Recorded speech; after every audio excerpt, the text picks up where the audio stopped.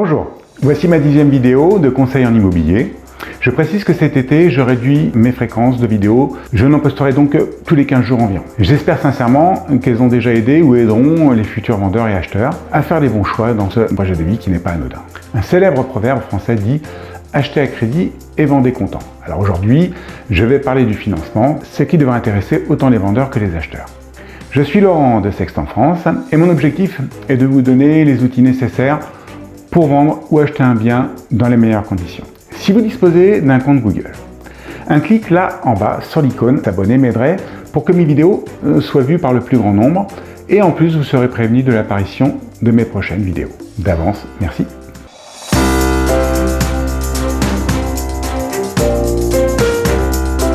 Pour acheter un bien immobilier, plusieurs choix s'offrent à vous.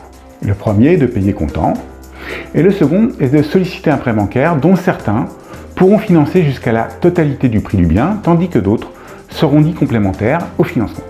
Il en existe plusieurs. Il y a le prêt amortissable, les prêts d'aide à la cession, les prêts d'accession sociale nommés PASS, le prêt conventionné nommé PC, le prêt à taux 0+ nommé PTZ, le prêt relais et le prêt in fine pour les investisseurs. Sachez que dans le cas d'un projet au titre de l'acquisition de la résidence principale, un ménage peut prétendre aux aides financières de l'État s'il en remplit les conditions d'obtention. Dans cette vidéo, j'aborderai, en les survolant, les 3 principaux financements. Sinon, ça serait vraiment beaucoup trop long. Évidemment, je vous invite à interroger un conseiller financier pour obtenir plus de détails sur chaque prêt existant. En un, le paiement comptant.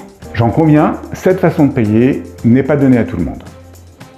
Ceux qui peuvent le faire sont généralement des gens qui ont vendu leur bien à la fin de leur crédit ou qui ont eu la chance de vendre en faisant une bonne plus-value ou tout simplement des gens qui peuvent disposer d'une belle somme grâce au fruit de leur travail ou grâce à un héritage. L'avantage, c'est que l'on peut payer son logement sans sortir une somme relativement importante mensuellement et ce pendant des années.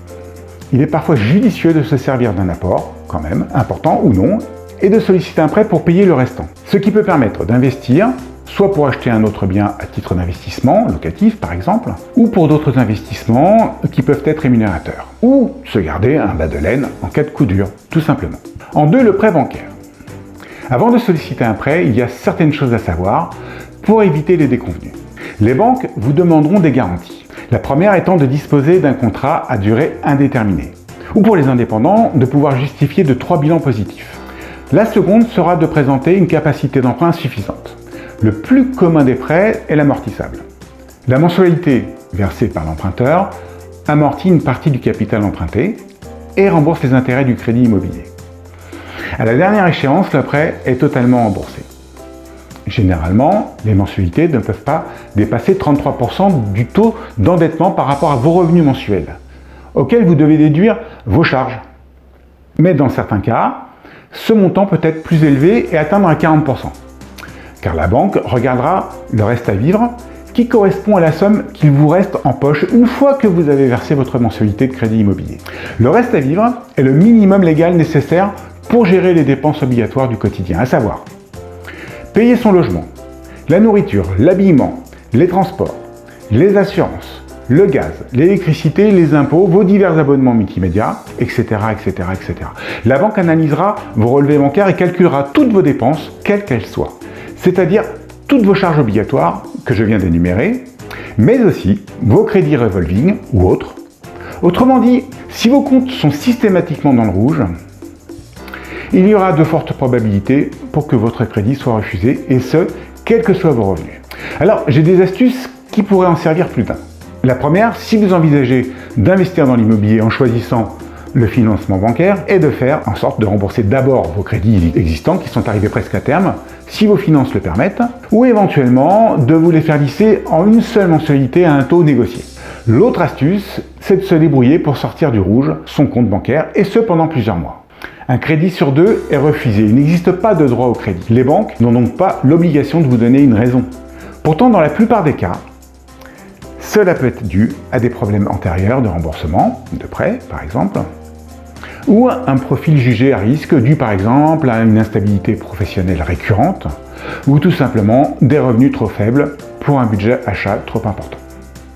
À ce propos, sachez que fréquemment, votre propre banque peut vous refuser un prêt, et oui, s'ils estiment que vous n'êtes pas un excellent profil. Mais il pourra très bien être accepté dans un autre établissement à la seule condition de changer de banque. En 3, le prêt relais. Le prêt relais est un prêt à court terme, non amortissable, qui peut durer maximum 2 ans. Il est primordial que le bien immobilier soit vendu avant la fin de ces 2 ans. Il existe pour ceux qui sont déjà propriétaires d'un bien immobilier, qui n'est pas encore vendu évidemment, mais qui souhaitent acheter un nouveau logement qu'ils ne veulent surtout pas rater. La banque exigera l'estimation de votre bien par 3 professionnels différents et ou par leur propre service. Elle fera une moyenne et prêtera entre 60 ou 70% de sa valeur au cas où le marché baisserait durant ces 2 ans. Ça peut arriver. Et déduira le crédit restant de votre logement à vendre, le cas échéant. Je précise que le prêt relais a un coût et qu'il est quand même préférable de vendre rapidement. Quelques conseils s'imposent pour cette option. Je préconise toujours de ne pas choisir cette option sur un bien qui serait trop atypique, situé dans un secteur peu porteur, donc difficile à vendre. En revanche, pour un bien dit normal, situé sur un marché porteur, le risque est minimisé. L'intérêt du courtier en prêt immobilier. Je préconise vivement de faire appel à un courtier, car son travail permet de faire jouer la concurrence pour obtenir le taux d'intérêt le plus avantageux possible et donc vous faire gagner de l'argent. Il obtiendra des conditions de taux plus intéressantes que ce à quoi vous parviendrez, même si vous êtes un bon profil et que vous tentiez de solliciter seul votre banque. Un autre avantage de faire appel à un courtier, c'est qu'il vous fera gagner du temps grâce à sa connaissance des tarifs bancaires et de leur politique de financement en faveur de tel ou tel type de client à un instant T. Le courtier a aussi pour mission de trouver une très bonne solution de financement qui porte à la fois sur la durée et le type de prêt. Enfin, pas de panique, l'étude de vos dossiers est gratuite et selon les courtiers, leurs honoraires varient et seront payables une fois le dossier signé ou le prêt débloqué. D'ailleurs, si vous avez quelques minutes, là, écrivez-moi un commentaire en bas, là. Si vous avez le choix, préféreriez-vous payer comptant ou faire un prêt bancaire? Conclusion.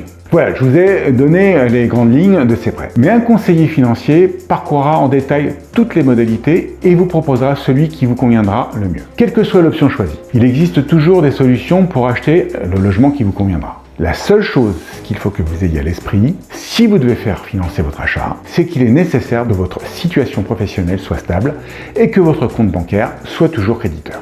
Sinon, la banque refusera votre dossier.